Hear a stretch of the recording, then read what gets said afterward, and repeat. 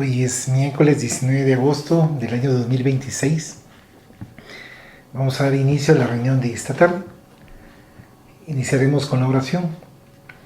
Rogamos al Señor Dios Omnipotente que nos envíe buenos espíritus para asistirnos, aleje a los que puedan inducirnos en error y que nos conceda la luz necesaria para distinguir la verdad de la impostura.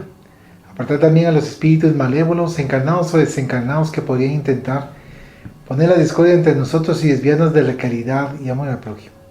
Si alguno pretendiese introducirse aquí, hacer que no encuentre acceso en el corazón de ninguno de nosotros. Buenos espíritus que dignad venir a instruirnos, hacernos dóciles a vuestros consejos, apartarnos de todo pensamiento de egoísmo, de orgullo, de envidia y de celos. Inspirarnos indulgencia y benevolencia para nuestros semejantes presentes y ausentes, amigos y enemigos. Hacer, en fin, que en los sentimientos de que nos sintamos animados reconozcamos vuestra saludable influencia. Dad a los mediums a quienes se encarguéis de transmitirnos vuestras enseñanzas la conciencia de la santidad del mandato que les ha sido confiado y de la gravedad del acto que van a cumplir, con el fin de que tengan el fervor y el recogimiento necesario. Si en la asamblea se encontrasen personas que fuesen atraídas por otro sentimiento que no sea el del bien, abrid sus ojos a la luz y perdonarles así como nosotros les perdonamos si vinieren con malas intenciones. Rogamos especialmente al espíritu de Genaro Valladolid, nuestro guía espiritual, que nos asista y vele sobre nosotros. Que así sea. Continuamos con la lectura del libro Moldeando el Tercer Milenio, escrito por Fernando Worm, vida y obra de Divaldo Pereira Franco. Hoy nos toca el numeral 9. Este es de la página 103, título Provincias del Alma y del Dolor. Pregunta: ¿el psicoanálisis es cura?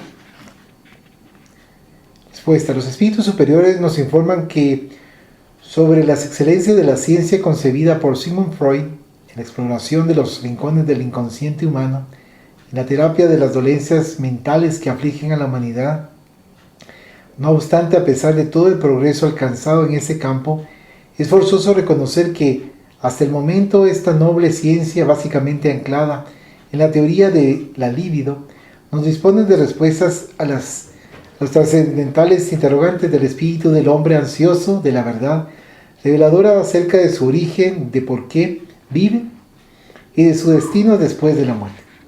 Las personas no vivirían mejor si no se entregasen a excesivos sentimientos de culpa, encomendándose más a la misericordia de Dios que a su justicia. Pregunta. Respuesta: evidentemente.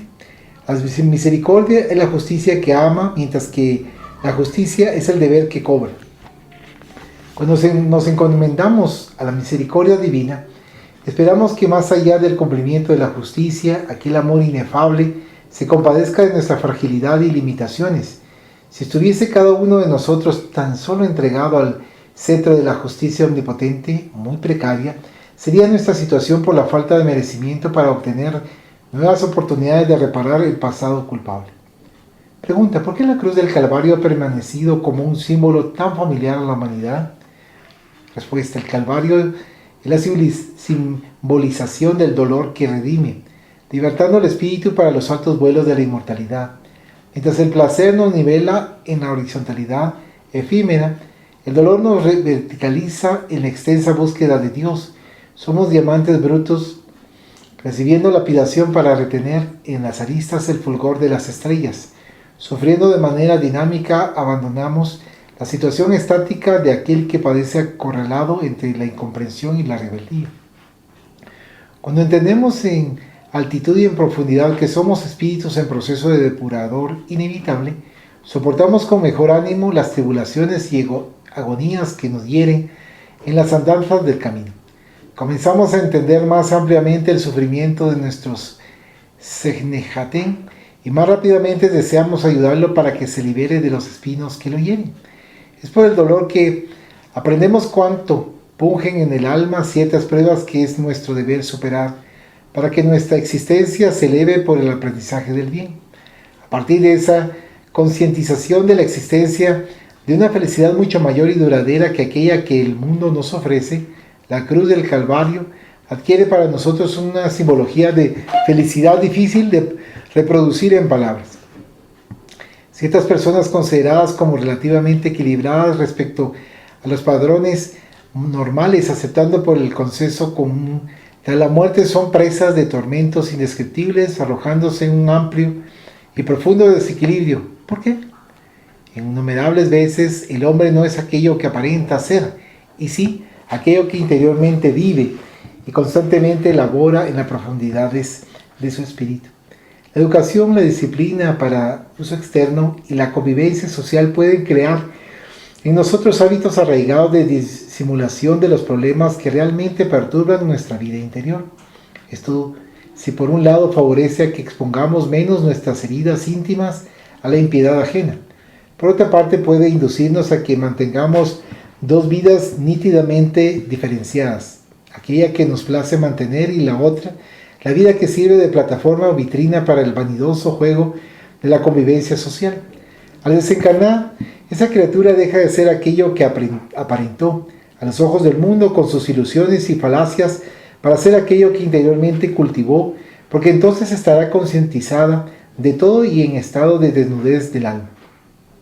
Hemos constatado en nuestros trabajos mediúmnicos la triste situación de compañeros que conocíamos en la vida corpórea, retornando de los parajes del más allá del sepulcro con heridas purulentas que le ensombrecían varios lugares del alma enfermiza. De cierta forma, esto nos recuerda el tema de la célebre obra de Oscar Wilde, el retrato de Dorian Gray. Jesús, en sus sabias enseñanzas, nos invita a la vigilancia, a la oración, exhortándonos a no juzgar ni arrojar piedras a nuestros semejantes. Son muchos los que se esfuerzan para salir del atolladero de las pasiones sin alcanzar el deseado intento. Esto nos demuestra la importancia esencial de cultivar en nosotros los sentimientos de naturaleza superior con miras a un proyecto de resguardo presente y futuro para nuestra vida espiritual. Es necesario emplear los años de nuestra mocedad y tiempo de madurez en el cumplimiento de las leyes divinas para que, llegada la estación de la vejez y de la muerte, no tengamos que amargar los dolores de nuestra imprevisión y desinterés por los talentos que nos correspondieron. En nuestro corazón jamás debemos guardarse resentimientos ni cobijar la pena, la ira, la envidia o la venganza o el odio que nos consume por dentro. Si tenemos un pantano dentro de nosotros, forzoso es drenar el terreno para que en él crezca un hermoso y exuberante pomar. Y en cualquier hipótesis o condición personal, entreguémonos siempre al ejercicio del bien, que tal práctica permitirá arrancar de lo recóndito de la conciencia cualquier espina que en ella tengamos clavada. Sí, en medio de las pesadillas del sueño, guardásemos en nosotros la costumbre arraigada de la oración. Solo con ella podríamos interrumpir los sueños aflictivos o angustiosos, y más después de la muerte, si cada uno de nosotros tuviese firmemente imantada en el alma la disciplina de la oración. ¿Esto no nos orientaría desde entonces acerca de nuestra condición de espíritu desencarnado? Sin duda. Es por ello el dicho popular que dice: tal vida, tal muerte. Los hábitos que se arraigan en nuestra vida diaria, con el correr del tiempo se solidifican profundamente en el inconsciente por natural automatismo. Así es que, si tenemos ya adquirido el hábito inapreciable de la oración, en los sueños calificados de pesadillas, los cuales la mayoría de las ocasiones propician encuentros con entidades desencarnadas, adversarias o afines, por la faja de sintonización, el recurso de la plegaria levanta a nuestros alrededores una indestructible defensa capaz de deshacer de pronto la envoltura aflictiva. Lo mismo se puede decir sobre el trance de la muerte. Si nos concientizamos desde temprano de que la desencarnación es una estación inevitable, normal en la marcha del espíritu, llegado el momento del desprendimiento corporal, enseguida habremos de recordar que ese es el proyecto común de libertación de los lazos físicos. Manteniéndonos en paz y en confianza, facilitaremos el trabajo y la interferencia socorrista de los buenos espíritus que invariablemente estarán a nuestro lado buscando ayudarnos en el trance. Muchas personas que pasaron por la experiencia de la muerte clínica, volviendo después a la vida normal, declararon no acordarse de nada acerca del interregno en que la vida sufrió breve interrupción.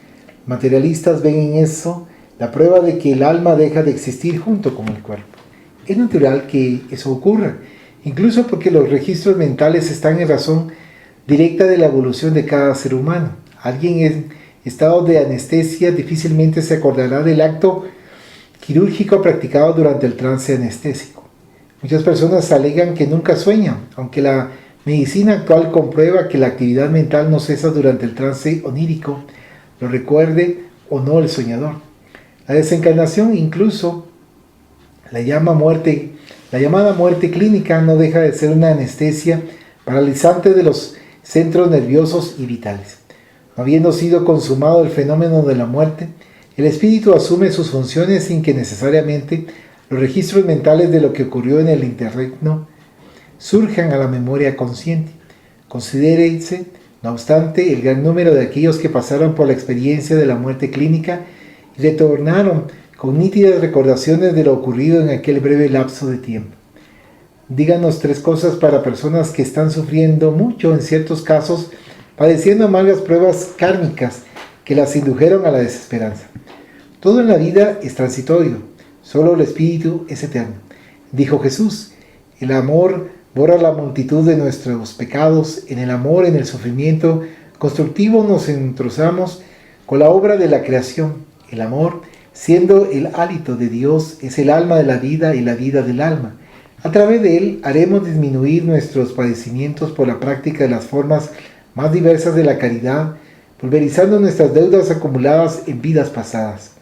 Tengamos paciencia para con todo lo que, a pesar de nuestros esfuerzos, no pudo o no puede ser modificado, concientizándonos siempre más de que nuestra vida no comenzó en la cuna y no terminará en el túmulo.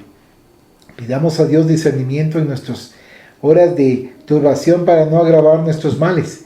Aprendamos a ver en la fe y en el acto de convivir armoniosamente con el prójimo, principalmente con nuestros familiares y consanguíneos, una gracia del amparo de Dios. El acto de servir a nuestro semejante es para el que sirve un privilegio ofrecido por la divina providencia.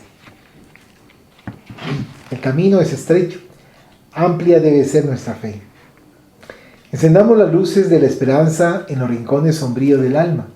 Venzamos la desesperación con la plegaria y la vigilancia, reparando más en las cosas eternas que en las inmediatas, convencidos siempre de que no puede haber injusticia en las omniscientes leyes divinas. El propio dolor es nuestro amigo fiel y maestro constante. Por lo tanto, fe, esperanza, caridad, he aquí los 3 requisitos necesarios para el rescate de nuestra felicidad verdadera. Hay en el mundo iglesias ricas en bienes materiales, convocando a las naciones prósperas de la tierra para que amenicen el problema del hambre que se abate sobre gran parte de la humanidad. ¿Quién en qué momento, tiempo y lugar debe practicar la caridad? Vamos a relatar un episodio que vivimos algunos años atrás.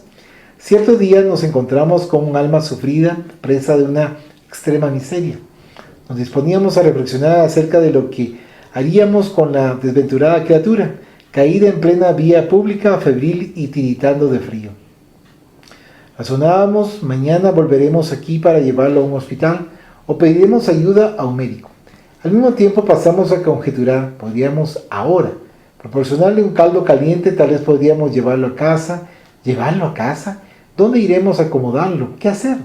Estábamos con la mente repleta de interrogaciones perturbadoras cuando surge a nuestra frente nuestra querida Joana de Ángeles, hablando más o menos en estos términos. En la época de los zares, cierta noche estaba siendo representada una célebre pieza en el teatro de Moscú, que se encontraba con las dependencias totalmente ocupadas por los miembros de la realeza. El argumento giraba en torno de los sufrimientos de un soberano místico que, en medio de crueles sufrimientos, se sacrificó por la fe cristiana. La música deleitaba los corazones de la nobleza asistente, identificándose todos con las agonías cristianas del personaje que de alguna forma traducía un poco de lo íntimo de cada uno. Terminado el colorido espectáculo, a la salida del teatro, acostado bajo la marquesina, deliraba un mendigo tiritando de frío en medio de la nevada noche. Una de las damas de la corte, al bajar las escalinatas que la llevaría a su carruaje, movida por un impulso natural de bondad, quitándose el abrigo de pieles que la cobijaba, se dispuso a cubrir al hombre que parecía moribundo.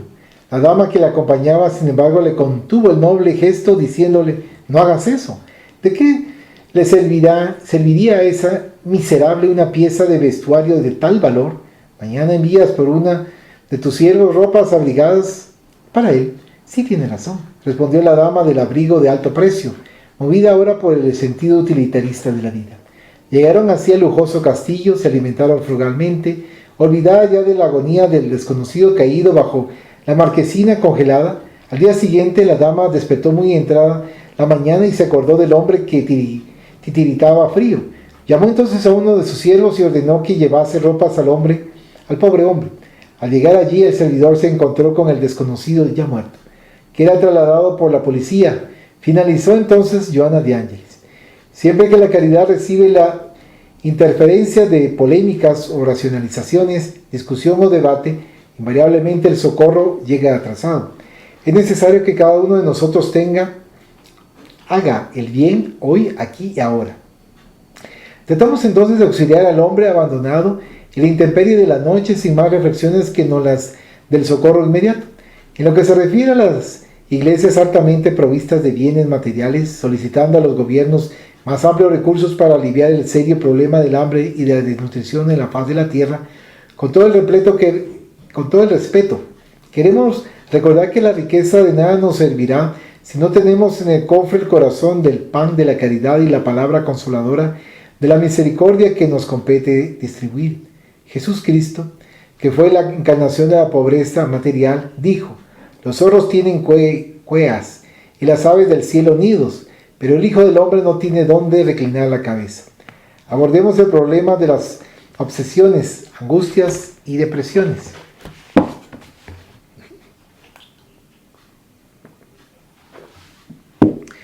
Afirman nuestros amigos de la espiritualidad que el ejercicio del amor, de las iniciativas altruistas y el hábito de la plegaria son verdaderos antídotos contra estados obsesivos y nerviosos. Cualquiera que sea la religión, creencia, filosofía o secta del individuo, la terapéutica de profundidad es siempre e igualmente la del Evangelio de Jesús. Las entidades obsesoras desencarnadas pierden el poder para intervenir en las mentes escudadas en el poder de la fe, de obrar correctamente y con caridad, e incluso en las pruebas kármicas de molestias nerviosas de carácter irrecuperable en una existencia. Tal remedio es el único viable con miras a la armonización que se obtendrá en el presente más allá de los resultados eficaces a largo plazo. Hay personas víctimas de neurosis y angustias que se mantienen bloqueadas a la acción benéfica de los pases. A través de la hipnosis producida por los espíritus, sin embargo, las inducciones positivas alcanzan directamente el subconsciente, generando resultados muy eficaces. ¿Será razonable pensar que en el futuro ese tipo de hipnosis que posibilita el trance para mejor recepción será de gran valía en los tratamientos espirituales? Creemos que la hipnosis está reservada una tarea proficua y de relieve. A final de cuentas, vivimos recíprocamente, induciéndonos unos a los otros por la palabra positiva o negativa, por las emulaciones de esta o aquellas naturaleza, por la aceptación de ideas nobles o degradantes. En suma, todos los estímulos para nuestro crecimiento o para la caída son formas de inducción hipnológica. La terapia hipnótica ganará inestimable alcance en los tratamientos espirituales, aunque se deba atentar a que los efectos tenoménicos son menos importantes que los de fondo caritativo. ¿Por qué el método de regresión de edad y tiempo a través de la inducción hipnológica funciona bien solo en personas muy sensitivas? Porque esa sensibilidad a la inducción es una forma de facultad mediúnica. Toda y cualquier sensibilidad es una forma o manifestación de paranormalidad en aquellos que más fácilmente consiguen desprenderse de las vibraciones más groseras. En esas personas la regresión de la memoria se opera más fácilmente por ser más viable la inmersión en el subconsciente, donde los recuerdos están impresos en el cerebro gracias al perispíritu. Otro tanto se puede decir de aquellos que viven con mayor intensidad las impresiones más inmediatas, recreándose en una vida ampliamente sensorial. Esto demuestra también cuán importante es el predominio de la naturaleza espiritual sobre la naturaleza animal. cómo funciona la hipnosis inicial y obsesiva de espíritus desencarnados que actúan sobre determinada persona en el plano físico. ¿Cómo consiguen resultados de tan profundo y corrosivo alcance sin que la criatura perciba el abismo en que lentamente se hunde? Inicialmente por inspiración, ellos pasan a transmitir clichés mentales y fluídicos fácilmente asimilables por la víctima. Tales entidades no ignoran que todos nosotros sintonizamos en varios tipos de ondas. Es cuestión de aguardar el momento, de alegría, de dolencia, de ira, rebeldía o satisfacción de los instintos para, siempre vigilantes en relación a aquellos que pretenden perturbar, utilizarse de esos momentos de debilidad en lo que falta vigilancia. Y el cliché mental que emiten llega muchas veces de forma agradable, como endulzada principalmente si el individuo está deprimido, si la criatura en vistas tiene una estructuración receptiva a las cosas negativas, comienza ahí el comercio mental. Todo empieza como si el paciente estuviese monologando, cultivando la idea central hasta que sobreviene la fijación. La mente emisora del desencarnado, en fase más adelantada, consigue fijar las matrices de la obsesión de su víctima, ahondando el largo camino de la subyugación. Los espíritus llevan sobre nosotros la ventaja de ser invisibles. Es por ello que la falta de vigilancia ofrece peligros múltiples y el motivo por el cual no debemos abrigar pensamientos ociosos o volubles ni avasallarnos en la búsqueda de un paraíso de placer en la realidad inexistente. Las aberraciones, el odio, la mentira y la venganza son siempre inspiradas por mentes que se complacen en el mal. Una indagación que hacemos apenas para registrar la información. ¿Cuánto tiempo un medium seguro totalmente entregado a la doctrina permanece mediumnizado en el diario vivir? Aunque no haya una regla general, diríamos que un medium seguro e infatigable en el trabajo del Señor pasaría el 85% de su tiempo bajo la influencia mediúnica de sus espíritus bienhechores, viendo que permanecía en nosotros un resquicio de curiosidad. Divaldo, con su conocido y radiante humor, agrega sonriendo, como quien dice un secreto. En los restantes 15% es que los medios seguros a veces cometen sus errores. ¿Cuántos espíritus pueden asistir benéficamente o obsesar a una sola persona? En vía de regla son varios. Cierta vez en un hospital reparé en un alienado que presentaba en su psicósfera nada menos que 10 entidades obsesoras, complaciéndose en afligir y contrariar a su víctima. Afirmaban tales entidades estar en servicio de venganza, pretendiendo inducir al paciente al suicidio. Tras la desencarnación de aquel sufriente, proseguirían en el plano espiritual sus espantosos y nefastos objetivos, obsidiándolo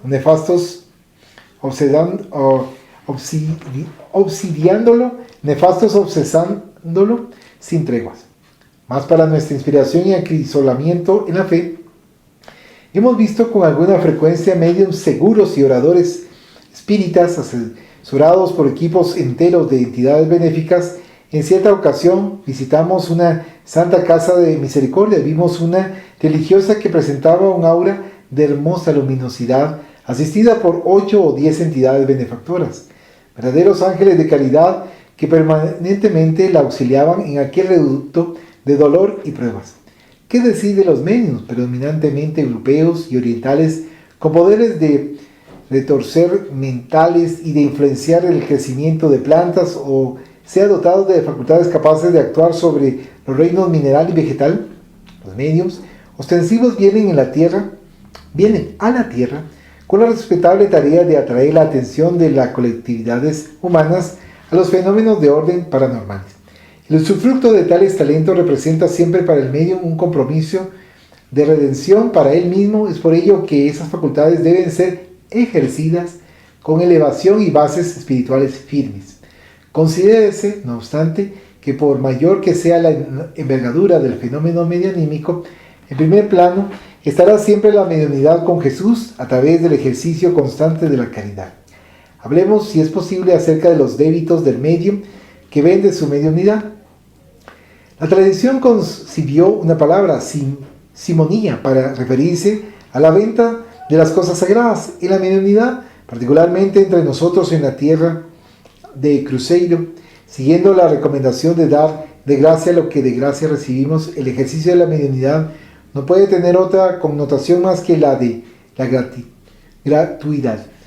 Conviene consignar aquí que la venta de recursos mediúmnicos no se consuma exclusivamente por dinero, porque se la puede cambiar por regalos, por concesiones, por el envanecimiento y por otras modalidades varias más o menos bajo disfraz. Nosotros, mediums, debemos prevenirnos constantemente contra los peligros de la simonía indirecta, inclusive hasta con aquellos que forman parte de nuestro círculo íntimo o los que nos propician confort y facilidades.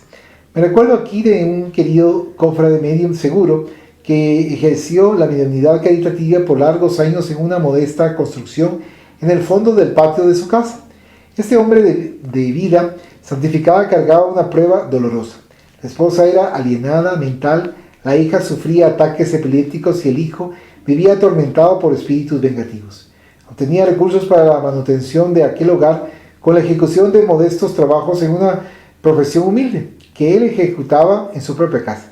Un día, tras atender a una persona portadora de un problema muy grave, notó que tal persona había dejado una importante suma de dinero en un sobre abierto encima de la mesa, retirándose enseguida. Levantóse y corriendo fue a alcanzar al visitante. Señor, creo que usted olvidó este dinero en mi mesa de trabajo. Respuesta del donador: no lo olvidé. Percibí que usted tiene problemas económicos y de salud en sus familiares, y como dispongo de muchos recursos, quise ayudarlo a disminuir las dificultades con que se encuentra. No, bondadoso amigo, no puedo aceptar. ¿Pero por qué no puede? Usted no me pidió nada. Estoy dando para su familia, para su esposa doliente y los hijos enfermos. Con este dinero usted puede calmar el sufrimiento de ellos. Perdone si no consigo hacerme entender.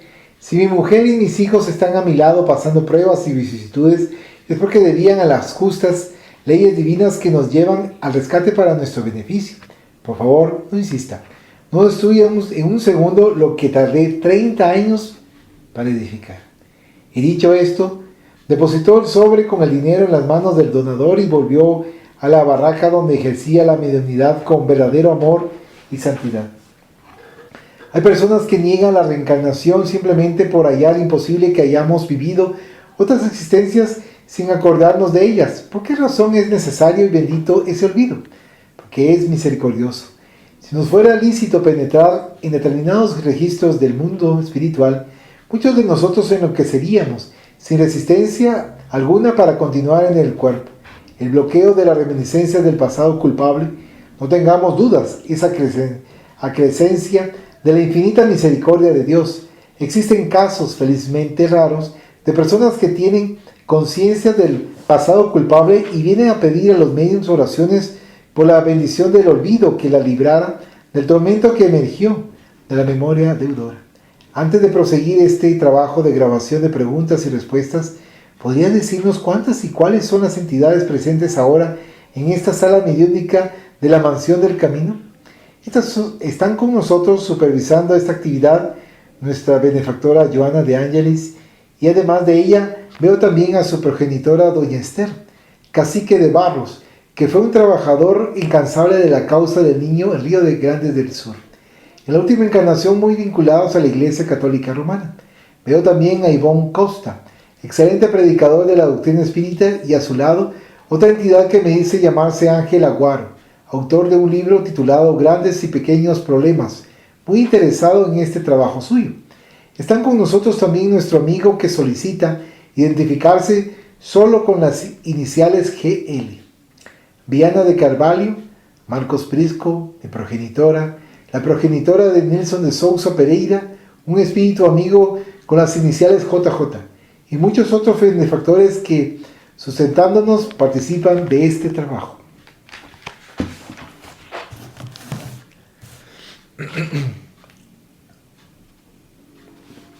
10. Título: El tercer milenio. Pregunta: ¿sería posible para alguien situar en el tiempo la promesa de que habrá un solo rebaño y un solo pastor? Respuesta: no nos parece posible ni viable esa demarcación en términos de calendario humano. Vislumbramos desde ya las primeras señales anunciadoras del despuntar de la era del Espíritu que se aproxima a toda la humanidad.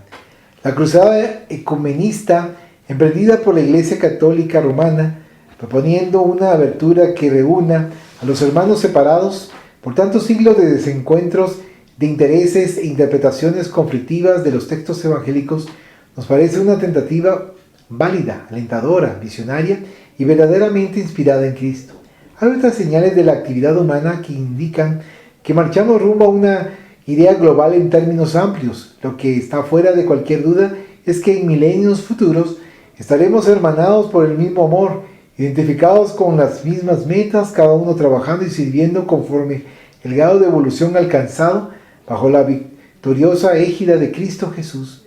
¿Puede decirnos algo acerca de la verdadera naturaleza de Cristo, de su probable jornada evolutiva? Siendo Jesús el constructor de nuestro orbe, nuestra percepción aún no está apta para comprender el modo como se procesó la evolución de su santificado espíritu.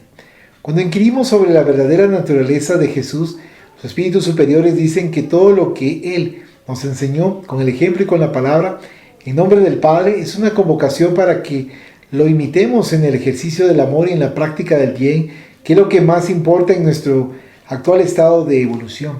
Antes de preguntarle cómo visualiza la vida del ser humano en el tercer milenio de la era cristiana, desearíamos saber algo acerca de la mecánica de la dimensión del tiempo en la espiritualidad. Sabemos que los espíritus pueden ver acontecimientos pasados y futuros con exactitud instantánea. Nuestros amigos espirituales nos han esclarecido que por la estrechez de nuestra mente, naturalmente condicionada a los sentidos físicos, visualizamos las cosas según el límite del comienzo, el límite del presente, el límite del fin. En las esferas espirituales, la dimensión del tiempo adquiere nuevas connotaciones, estando el espíritu fuera de las limitaciones de la materia densa, por tanto más impresionable y menos embotados por los condicionamientos del vaso físico y subordinado a las leyes sublimes que abarcan las de la matemática. Los desencarnados que alcanzaron cierto grado pueden precisar con exactitud circunstancias del pasado o hechos futuros, sobre todo con finalidades esclarecedoras y de auxilio. Para los espíritus purificados, desvinculados ya de las sensaciones de tiempo, ¿qué representa, por ejemplo, el periodo de 1 o más siglos frente a la eternidad? Lo mismo, entre tanto, no se puede decir de los espíritus sufrientes, para los cuales el transcurso del tiempo parece más largo. Inclusive, intensificando en ellos mismos ciertos suplicios, considérese con todo que tanto la retrocognición como la precognición no son privilegios de los espíritus desencarnados. En un futuro no muy distante podemos prever con razonable margen de seguridad que tales facultades, incluidas de la telepatía, videncia, audiencia, psicografía, psicofonía, la curativa y todos los demás fenómenos mediúmnicos, muchos ya en fase de estudio por la ciencia parapsicológica del hombre, serán de usos difundidos entre los seres humanos que se elevaron en el campo de la moral y del conocimiento. Pregunta: ¿la parapsicología convergerá entonces en la dirección de los conocimientos espíritas? Los espíritus superiores nos informan de esta futuro amalgama de conocimiento. Dudamos, sin embargo, que de inmediato los estudiosos de esa noble ciencia tengan la necesaria humildad de reconocer la veracidad de las preciosas lecciones que Allan Kardec nos legó acerca de la inmortalidad del alma, de la pluralidad de las existencias, etc. Conforme ya procedieron en el pasado los padres de la metapsíquica, pueden los investigadores actuales inventar una nueva nomenclatura, una definición diferente, más por espíritu de sistema o de defensa de los ya avalados postulados materialistas, de que incluso por coherencia para con la verdad. En términos de humanidad, ¿cómo será tal vez encarada en el futuro la arraigada creencia religiosa acerca de lugares destinados a los que merecieron el paraíso, el purgatorio o el infierno eternos? ¿Qué decir de la célebre concepción de Dante Alighieri? Simplificando para explicarnos mejor, diríamos que el cielo, el infierno y el purgatorio están dentro de nosotros mismos, de tal suerte que las penas y los goces devienen siempre de las acciones que practicamos, aunque sepamos a través de las pormenorizada descripción hecha por espíritus del mundo mayor de la existencia de provincias de tinieblas, dolor y rechinar de dientes, así como sitios de gozo en el trabajo edificante. Hay muchas moradas en la casa de mi Padre, dijo Jesús. El célebre poema Epopeya de Dante es un bello panel alegórico, concebido e inspirado con mucho talento y aguda sensibilidad. La realidad, sin embargo, es que los sitios de gozo o sufrimiento son creaciones, producciones nuestras. La creencia en la perpetua bienaventuranza del cielo o en las penas eternas del infierno en fase de erosión profunda y aniquiladora declinación durante siglos indujo a millares de pobres criaturas a la descreencia y al ateísmo. Las propias élites teológicas de la actualidad ya no la consideran con seriedad. Es inconcebible, por otro lado, aceptar racionalmente la existencia de un Dios omnipotente, justo, bondadoso y presciente, por tanto, anticipadamente sabedor de lo que habrá de acontecer con los espíritus, a condenar a penas eternas por un momento de equivocación, casi siempre fruto de la ignorancia del alma infractora.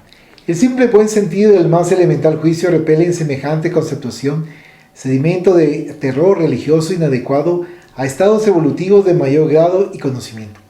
Acerca del psicoanálisis y la psiquiatría, en la actualidad, los consultorios médicos de esas especialidades de la medicina, siempre repletos de pacientes, emergen como puestos avanzados de la angustia e insatisfacción humanas. ¿Cuáles son las perspectivas para esta emergente especialización médica en relación a la era del espíritu? Reiteradas veces los superiores espíritus han esclarecido acerca de la respetabilidad de esa especialización científica que busca ahondar el concepto esculpido en el pórtico del templo de Delfos. Nos advierten entonces que sólo la evolución de esa notable ciencia de las motivaciones profundas del alma podrá eliminar las barreras que todavía bloquean su alcance y efectos saludables en beneficio de la humanidad. Donde no hay amor de Dios, no hay cura efectiva. Más que conocer y concientizar los orígenes de nuestros conflictos y traumas, es necesario que se remueva el verdadero foco causal a través de la armonización con el bien. El psicoanalista Carl Jung afirmó que entre sus pacientes con edades de más de 35 años no había un solo cuyo motivo básico del sufrimiento psíquico no fuese la pérdida o la ausencia de la convicción religiosa. El ser humano, que se supone capaz de vivir sin Dios, aunque aparentando cierto equilibrio en las actitudes externas, en lo íntimo está propiciando los primeros síndromes del desequilibrio. Desaparecidos los años que vivió relativamente tranquilo, llegada la hora del dolor, de la expiación, de la maduración compulsoria, a través de los golpes de la vida, él es quien más fácilmente zozobra en el mar encrespado de la perturbación. Cierto general famoso en la Segunda Guerra Mundial dijo que en pleno campo de batalla, cuando estallan armas mortíferas, no hay soldado ateo. Si la convicción religiosa es algo inocuo para el individuo, va a suceder que él seguirá viaje tripulando una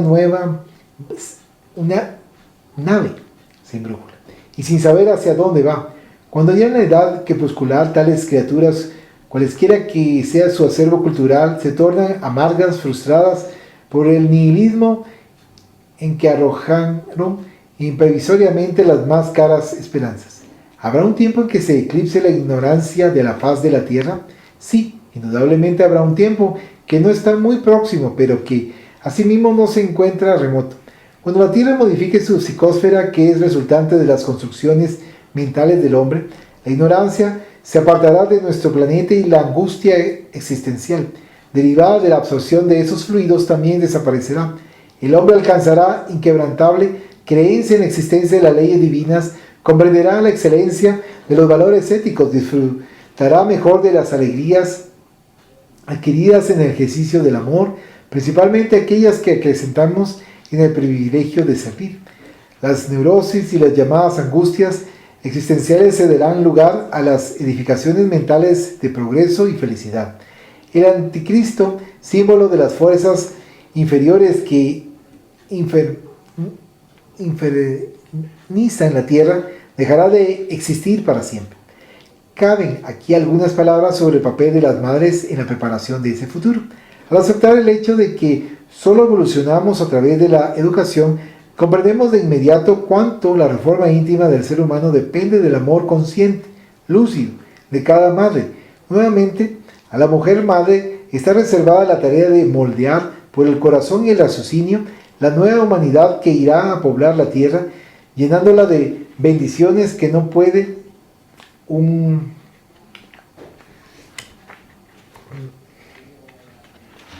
corazón de madre. En nuestros trabajos mediúmnicos nos conmueven las madres desencarnadas que retornan a la convivencia de los hijos, principalmente en horas de tribulaciones o adversidades serias, sustentándolos con la oración, exhortándoles a que superen las amarguras y encuentren la felicidad en el ejercicio del bien.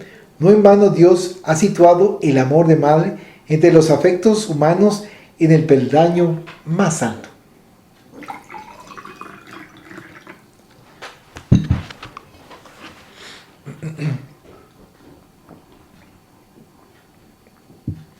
Nostradamus previó para julio de 1999 la llegada de un rey terrífico, que se abatirá sobre la faz de la Tierra según es evidente.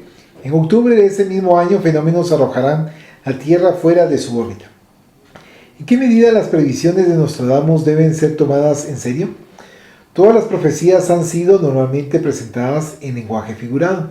Desde el inicio del surgimiento del hombre inteligente sobre la faz terrestre, no faltaron profetas capaces de detectar fenómenos venideros con mayor o menor margen de acierto. Nostradamus, entre otros que se tornaron célebres, se presentó con características más exuberantes. No obstante, ese rey terrífico puede hacer el dolor bajo la forma de pruebas colectivas con implicaciones que no nos atrevemos a caracterizar. Conviene acrecentar, entre tanto, que el futuro depende y dependerá siempre de nuestro proceder de hoy, pudiendo por tanto ser reformulado por medios de acciones ennoblecedoras. Conforme nos esclarecen orientadores espirituales, Emmanuel, entre ellos, en el inicio de su formación, la humanidad terrestre recibió legiones de espíritus expulsados de la estrella perteneciente a la constelación de Cochera, entre nosotros conocida por la denominación de Capella. Según esos relatos, tales espíritus sufrieron la pena de exilio en la tierra por haberse mostrado incompatibles con los padrones morales entonces alcanzados en Capella. Voces autorizadas del mundo espiritual nos advierten a su vez que tal expurgo en masa acontecerá también en la tierra. ¿Qué podría acrecentar en torno de esos hechos que habrán de venir? Sabemos que varias civilizaciones del pasado, entre ellas la egipcia, la hindú, la ariana, la israelita, se forjaron bajo el impulso evolucionista de los espíritus capelinos emigrados a nuestro orbe, casi todos en estados expiatorios. Por mera consecuencia de la ley de causa y efecto, podemos asegurar que muchos millares de espíritus terrestres, recalcitrantes en el mal y en la soberbia, por su propia culpa y necesidad expiatoria, serán arrojados en planetas de estado evolutivo, semejante al de la Tierra en tiempos del Pithecanthropus erectus y del Homo sapiens. Aunque no sea posible situar tal evento en términos de distancia en años, podemos aseverar que eso ocurrirá al término del ciclo evolutivo cuyo final estamos viviendo. Nuestros benefactores espirituales en retiradas afirmaciones nos han advertido que los tiempos son llegados. Hay medios en la Tierra informando acerca de mundos extraterrestres mucho más adelantados que el nuestro, los cuales serán gobernados por computadoras desde los más simples a los más complejos y sofisticados. En suma, algo así como un sistema de administración computada en amplias regiones del universo. Si consideramos que la vida en la Tierra es un calco imperfecto de la vida espiritual, podemos comprender que todo aquello que tenemos aquí se encuentra en estado de mayor perfección, en fases de vidas más evolucionadas. Siendo la Tierra un planeta de pruebas y expiaciones en que el hombre, no obstante, viene logrando notables perfeccionamientos técnicos para su confort y comodidad, muchos con características de progreso muy adelantadas, podemos igualmente aceptar como viable la existencia de una tecnología de mayor nivel en mundos más adelantados que el nuestro.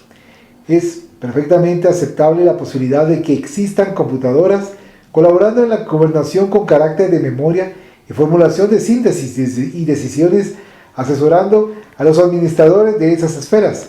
No debemos con todo atribuirles inteligencia y creatividad propias, ya que tal formulación negaría el sentido de espiritualidad que todos damos a la obra de la creación. Si fuese absolutamente válida tal idea, seríamos tentados a caer en teorías mecanicistas que nos inducirían al nihilismo, intentando reducir a Dios por vía de consecuencia a una gran máquina o supercomputadora destituida de características de paternidad, amor, perfección, naturalmente asimilados por nuestra comprensión. Creemos que un sinnúmero de equipamientos elaborados por los espíritus superiores para fines auxiliares en las tareas más diversificadas en varios planetas son, por tanto, viables bajo la orientación de la espiritualidad superior, conforme ocurre en la Tierra con los cerebros electrónicos que facilitan los menesteres de la vida moderna. Einstein afirmó que las leyes astronómicas y físicas están sujetas a las leyes de la relatividad. ¿Esto es aplicable al campo moral del espíritu? Sí, porque vivimos en un universo relativo y las adquisiciones nuestras en el campo moral están dentro de esa misma relatividad que fluye de nuestra necesidad de evolucionar rumbo a la perfección. Perfección, no obstante, relativa, que nos está reservada, puesto que la perfección absoluta reside solamente en Dios. Sobre el problema de la polución de nuestro planeta por el hombre y sus alteradores consecuencias. Todo atentado contra la vida, ella expresada en la naturaleza, en el hombre, en cualquier lugar, genera problemas que el responsable será más temprano o más tarde invitado a corregir. Nadie tiene el derecho de perturbar el orden ni lo hará impunemente. Así, el hombre tecnológico, abusando de los recursos de que se utiliza para la vida y acuciado por el exceso de ambiciones, se vuelve víctima de la imposición creada, pagando un alto precio. Por la falta de respeto, el equilibrio ecológico establecido por el Padre. No obstante, nos informan los espíritus que el propio hombre, ahora preocupado con las consecuencias de su abuso, ya despierta hacia un cambio de actitud frente a los valores de la vida, y que los años por venir nos traerán resultados satisfactorios e impeditivos de la depredación y polución liviana del medio ambiente. El ectoplasma, cuya esencia todavía es desconocida,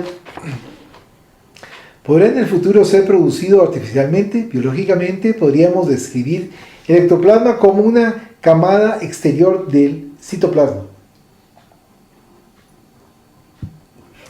Es más identificable en las amebas, como en otros protozoarios, en los cuales presenta caracteres que lo hacen diferentes de endoplasma, que es más fluido, opaco y granulado, mientras que el ectoplasma es transparente, homogéneo y alino.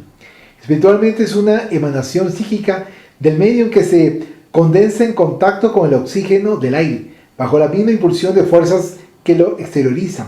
Para entender mejor la constitución del perispíritu, que al contrario del cuerpo humano es diferente para toda criatura, y hasta incluso de un planeta a otro, veamos lo que afirma Allan Kardec en la Génesis capítulo 11, 18. Cuando el espíritu debe encarnar en un cuerpo humano, envía de formación un lazo fluídico que no es más que una expansión de su perispíritu, le une al germen hacia el cual se siente atraído por una fuerza irresistible desde el momento de la concepción. A medida que el germen se desarrolla, el lazo se va estrechando y bajo la influencia del principio vital material del germen, el perispíritu, que posee ciertas propiedades de la materia, se une molécula a molécula con el cuerpo que se forma, de modo que puede decirse que el espíritu, por medio de su perispíritu, echa en cierto modo raíces en este germen como una planta en la tierra. Cuando el germen está completamente desarrollado, la unión es completa y entonces sale a la luz de la vida exterior. Respecto a la posibilidad de producirse ectoplasma artificialmente, no creo que esto sea posible, por lo menos por ahora. Gustavo Helley, después de memorables sesiones mediúmnicas, consiguió reunir una porción de tejido ectoplásmico que pretendía estudiar en laboratorio. Cuando retornaba a París, desencarnó en el accidente del avión que lo conducía, habiéndose perdido todo el material recogido. Creo que el accidente fue un factor que impidió el estudio de aquel material. En investigación de laboratorio, tal vez por ser todavía prematuro su conocimiento real en aquella época. ¿Puede decirnos algo más acerca de ese envoltorio fluídico, etéreo, imponderable en relación a la materia densa.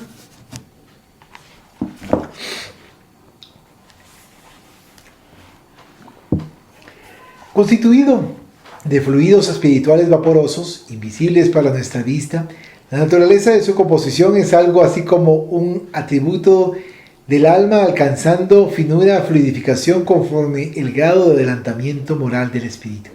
Es a través de él que el alma adquiere capacidad de trasladarse hasta inclusive grandes distancias, posibilitando y en parte explicando fenómenos como los de la letargia, desdoblamiento, visión a distancia, premonición, sueños, transfiguraciones, transmisión de pensamiento, en las obsesiones y en las posesiones, y una gama de las más variada que se pueda imaginar. Ejecutando pues un papel intermediario entre el cuerpo y el espíritu, cumple funciones muy importantes, incluso porque se integra en nuestro espíritu a lo largo de las vidas sucesivas.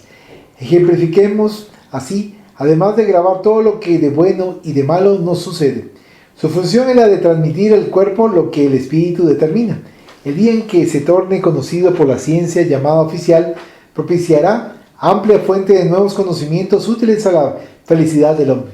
Sobre los graves problemas de la guerra y del hambre, epidemias que todavía asolan a la humanidad, ¿qué esperanza podría transmitirnos?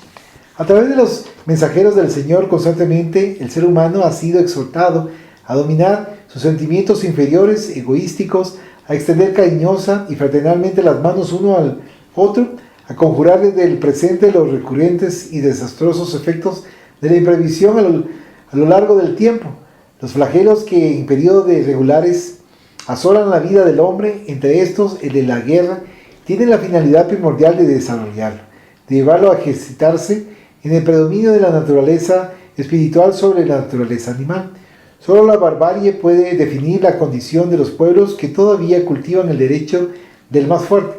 Ambos flagelos, el hambre y la guerra, aunque puedan causar daños terribles a la humanidad, desaparecerán de la faz de la tierra cuando los hombres, tocados por el dolor y amparados por el conocimiento, a lo que se viene a juntar la misericordia de Dios, les reconocerán como hermanos componentes de la misma familia humana, ayudándose recíprocamente. ¿Cómo visualiza entonces el próximo milenio? En la actualidad vivimos todavía el periodo de las conquistas exteriores. El tercer milenio, a partir de entonces de manera primordial, será el de las conquistas interiores y el hombre acabará comprendiendo su verdadera naturaleza espiritual y entonces sentirá la necesidad de libertarse de las vibraciones más bajas del planeta, avanzando más fácilmente en el rumbo de los planos superiores. Los espíritus sabios nos han afirmado que nuestro mundo sufrirá grandes transformaciones, menos por catástrofes de extensa magnitud que por la emigración de los espíritus inferiores, aún no tocados por el sentimiento del bien, hacia mundos de razas condicentes con su nivel. Que nadie tenga duda, vivimos tiempos de vital transición. La humanidad del bien y del progreso moral ya comienza a habitar en nuestro globo, preparando los tiempos de la regeneración. Serán alejados de nuestro mundo, por tanto, solamente los que se obstinan en la degradación de los instintos, los que se muestran apáticos o incompatibles con el reinado de la fraternidad. En lo que atañe a la vida del hombre, en el milenio que nos espera, a menos que de un cuarto de siglo, lo que podemos acrecentar es que, además de lo que está dicho, los espíritus son discretos en lo que se refiere al porvenir. Apenas dejan traslucir la proximidad del período áureo de luces que se irá intensificando al fin de los siglos a medida que el ser humano se eleve por el despojamiento de la esclavitud sensorial que lo subyuga a la ley de la materia. El sexo, dirigido hacia fines nobles, ganará connotaciones más edificantes en su función elevada, luchando el espíritu para gobernar el instinto. Es cierto que ya hubo progreso digno de mención, pero el camino es muy largo. No animemos la ilusión de que eso ocurrirá de inmediato. El tercer milenio tendrá 1000 años para su menester.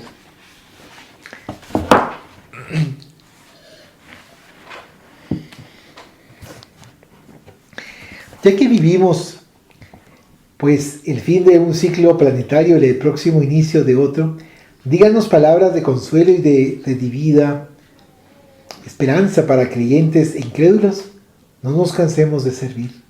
No nos perturbemos frente al dolor. Sepamos soportar con buen ánimo las aflicciones que nos llegan, mirando un poco más allá de las cosas inmediatas. Inclinémonos a la humildad. Muchas veces es fácil ser importante en una gran tarea. Difícil es ser noble en tareas insignificantes. Si tuviésemos palabras para consolar a los que sufren, secar la lágrima a los que lloran y balsamizar el alma de los afligidos, conforme nos está inspirando nuestra querida benefactora Joana de Ángeles. Diremos que nuestras lágrimas fluyen de nuestro mundo interior y refrescan, a semejanza de los arroyos amigos, la tierra reseca, por los penetrantes rayos del sol de la caminata, preparando el suelo árido para transformarlo en un hermoso jardín. Nuestros dolores no son nuestros apenas, son los dolores del amor. Nuestras dificultades, recursos vehementes para que avancemos. Si vivimos estaciones oscurecidas por tinieblas y sombras densas, más allá de la oscuridad fulguran las estrellas del amor de nuestro Padre. Tras estas horas de angustia surgirá la aurora imperecedera de la felicidad total. Un día cesarán todas las amarguras y las dolorosas pruebas. Tengamos fe, tengamos buen ánimo. La ola se encrespa hasta el máximo para entonces descender y así seguir hasta extenderse en filigranas de espumas. Jesús es el camino y la vida, mirando con ojos de eternidad. Todo nos dice, tened esperanza. Hay una salida luminosa al final del laberinto y allí no habrá más tinieblas. Un problema bien característico de nuestro siglo es de los niños desamparados. Tales criaturas, problema, algunas consideradas irrecuperables en la presente encarnación, estarán actuando en la llamada era del espíritu. ¿Qué se le ocurre, decimos, sobre mejores condiciones de desarrollo para esta simiente del mañana? Hagamos todo el esfuerzo posible para que los niños hoy carentes mañana puedan adaptarse en una metodología de felicidad. Si nosotros desde ahora suministramos a la infancia desamparada nuestros recursos valiosos, ofreciéndole nuestra investidura de amor y abnegación, aunque los niños no desarrollen enseguida las cualidades de relevancia espiritual, les nacerán con todos sentimientos de estímulo, gratitud y afectividad. Al nacer a una nueva vida, en milenios posteriores, aún no habiendo alcanzado plena evolución, estarán predispuestos al progreso en ese sentido gracias a un medio social más acorde con sus necesidades básicas. Sentirán el impulso de progresar y progresarán ineludiblemente.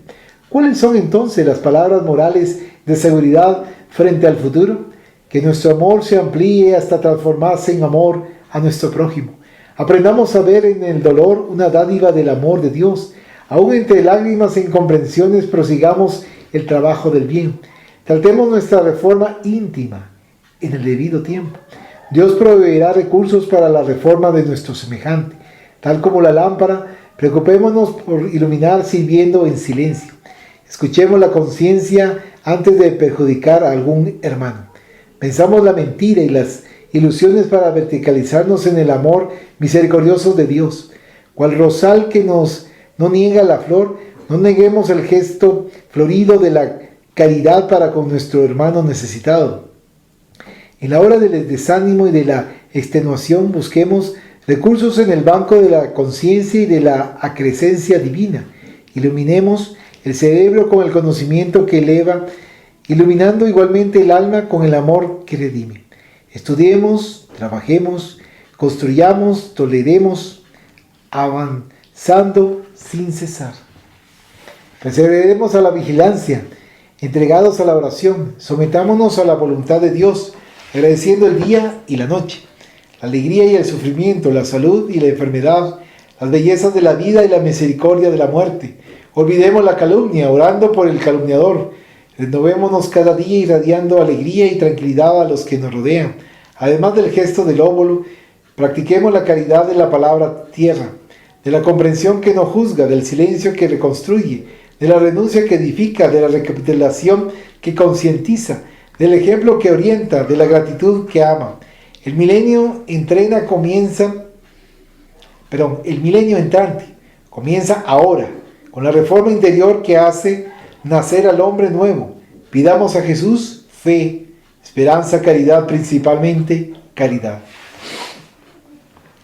Evolucionan hasta este marco nuestros registros iniciales acerca de la doctrina consoladora, predestinada por Cristo para una nueva formación y descubrimiento del hombre en su lucha por el verdadero perfeccionamiento. Agradecemos la bendita gracia de reconocer que, en términos de humanidad, en evolución, las luces del futuro retornarán con creciente enfoque a la codificación de los evangelios, tal como consta en las obras de Allan Kardec. Para la elaboración de este libro tomamos la vida y obra de Divaldo Pereira Franco como punto de referencia por conscientes motivos. Ningún hombre tendrá condiciones de llevar adelante una obra de tal siembra y envergadura como viene haciendo Divaldo, si no tiene dentro de sí al Cristo redivivo por la fe que mueve montañas.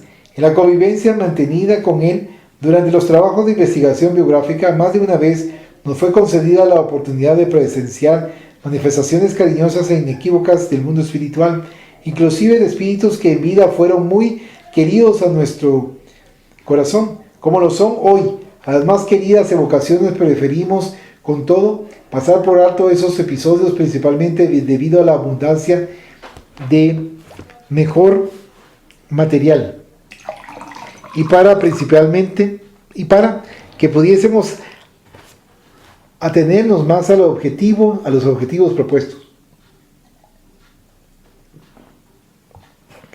Concordamos de antemano con la insignificancia de nuestro trabajo, que solo conseguimos llevar a feliz término gracias al inestimable amparo de los amigos del mundo mayor, el legado nuestro de méritos en beneficio de la meta a ser alcanzada.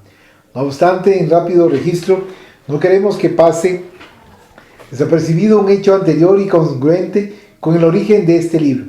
Hace más de 2 años atrás visitábamos a Francisco Cándido Javier en Uberaba en la condición de periodista escéptico, libre pensador, fuera del compromiso con toda y cualquiera doctrina, conceptuación o corriente filosófica que sugiere siquiera una disciplina para los impulsos hedonistas que deberían nortear la vida del hombre tan llena de sufrimientos y percances y por eso tan carente de compensaciones placenteras. El espiritismo para nosotros era algo así como una locura blanda, que atacaba a personas predispuestas, sugestionadas o desengañadas de este mundo, semejantes a determinados hurtos epidémicos que se abaten sobre organismos receptivos. Fue necesario que la tenaza de la vida, presionando en varios frentes, hiciesen caer sobre nuestros hombros el peso de las luchas y pruebas para que, flexionando por el yugo del sufrimiento, revisásemos los viejos valores a que nos ateníamos, inspirando de la humildad, consciente de quien busca ser lúcidamente honesto consigo mismo y con la verdad. Es dentro del propio dolor que aprendemos la razón del ser del sufrimiento, la trascendental diferencia entre el hombre viejo y el hombre nuevo. Es casi intraducible en palabras, pero en el derrotero de cada espíritu humano, enjornado por este mundo, llega el día de su encuentro en Uberaba. En el fondo, para nuestra felicidad, todo se resume en cambiar una felicidad menor por otra mucho mayor.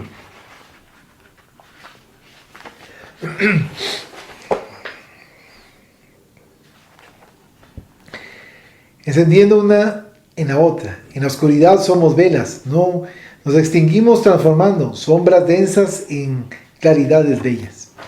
Siendo el futuro el fruto de la simiente de nuestras acciones de ayer, está en nuestras manos la oportunidad de modificar por nuestras obras de hoy, de tal forma que una atenta observación del paisaje humano y de la ecosfera terrestre en este final de milenio, llevándonos a intuir perspectivas de sufrimientos colectivos para el ser inteligente, nos hace entrever igualmente, por la misma ley de causa y efecto, un despuntar radiante de perennes esperanzas para millares de criaturas. El Brasil, patria de la espiritualidad en la tierra, concientizando por los medianeros del mundo mayor, bajo el signo de Ismael y sus falanges del bien, ensancha los caminos en su misión de redentora, dando al mundo mediums que verdaderamente encarnan la misericordia divina, tales como Francisco Cándido Javier, Divaldo Pereira Franco, Ivonne Pereira y tantos otros. Nos dice el Espíritu Emmanuel, en derrotero, por la misericordiosa psicografía de Francisco Cándido Javier, olvidemos por ahora el distante paraíso para ayudar en la construcción de nuestro propio cielo, interfiramos menos en la regeneración de los otros y reflexionemos más sobre nuestro propio reajuste frente a la ley del bien eterno y sirviendo incesantemente con nuestra fe a la vida que nos rodea. La vida a su vez nos servirá infatigable, convirtiendo la tierra en estación celestial de armonía y luz para el acceso de nuestro espíritu a la vida superior. Guardamos en fin la pequeña más sólida esperanza de que el mensaje que puede contener este libro, elaborado a 4 manos, más la caritativa asistencia de espíritus benefactores, inspire hacia la felicidad de las criaturas que están sufriendo, yuguladas por la desesperanza, por la incredulidad, por la indiferencia. Es también una grata reverencia que prestamos a los anónimos e infatigables trabajadores de la obra del Señor, queriendo ser una palabra de amor y de incentivo para los oprimidos de cualquier condición o naturaleza, y para los que, buscando un sentido para la vida, no han logrado alcanzarlo. Creyendo, como de hecho creemos, que todas las religiones dedicadas al bien son intrínsecamente buenas, sagradas y divinas, deseamos sin embargo formular nuestra convicción forjada en las posadas de lucha a través del raciocinio y del corazón, que el espiritismo kardeciano es verdaderamente el consolador prometido por Cristo. Gracias a él, comprendemos que no fuimos arrojados en este valle de sombras, por mero capricho de un Dios tan indescifrable como omnipotente, complaciéndose con nuestros tropiezos y caídas, y sí, que estamos en la tierra como alumnos en una escuela de amorosa evolución rumbo a mundos mejores, que a semejanza de la larva que se arrastra en el nacedero, nuestro verdadero destino es levantar vuelo entre adornos y esplendores rumbo a sitios de la armonía y de la felicidad, que finalmente nos es concedida la divina oportunidad de rescatar nuestros débitos acumulados en vidas pretéritas con opciones amenizadoras que solo iremos a encontrar en la práctica de la verdadera caridad. Recordando la visionaria afirmación de Kardec de que es preferible rechazar 9 verdades antes que aceptar una mentira, y así, amparado por lúcida clarividencia, despojada siempre de sectarismo o exclusiones por la fe, con reconocimiento agradecemos el lumen incandescente de este lucero de bendiciones, de esperanzas balsámicas que nos ayudan a llevar adelante sin desalientos ni lamentaciones el fardo bendito de la existencia, que tal es nuestro feliz destino. Renacer. Señor, gracias te damos por todo cuanto existe, por el tiempo que caminamos, por los ideales que abrazamos, por tus medianeros de la caridad, despertando la negligencia de los sentidos hacia la ley del amor y la humildad. Gracias por el privilegio de servir, por la fortuna que nos das a conocer, residir en la felicidad del prójimo, la ruta de nuestra propia redención. Señor, gracias te damos por las lágrimas, por los dolores, por las alternativas de la suerte, por la vida, por la muerte, y el incesante amparo de tu misericordia, por el abnegado corazón de cada madre, en que dimensionas tu amor, enseñándonos felicidad, entrelazada a la renuncia, infinito desvelo y caridad. Señor, gracias te damos por las sabias leyes que nos guían a la senda de la evolución, por los afectuosos espíritus protectores, tutelares ángeles benefactores, exhortándonos al trabajo redentor. Gracias por tu infinita paciencia a través de milenios de inconsciencia en que el mundo nos demoramos. Ahora a tu luz elevamos nuestra lucha por la infinita reformación. Sobre todo, gracias te damos por la sublime prueba de tu amor, la ley de la reencarnación. Permite que esta, tu verdad, al soplo de la infinita benignidad, amenice los caminos del porvenir, nacer, vivir, morir, renacer aún, progresar siempre. Tal es la ley. En tiempo de evolución, muy, muy agradecido, Señor, por la luz que el mundo aclara. Bendita oportunidad que ampara los reveses de la jornada terrestre, en la senda de las vidas sucesivas. Gracias, mil gracias, Señor, porque te compadeces de nuestras fragilidades, ofreciendo nuevas oportunidades de reparación, caridad, perdón, en la recurrencia de la reencarnación. Oh, inspíranos lúcida gratitud a través del lenguaje del corazón.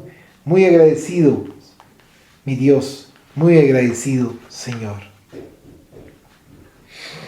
Así finaliza la lectura de este libro, Moldeando el Tercer Milenio.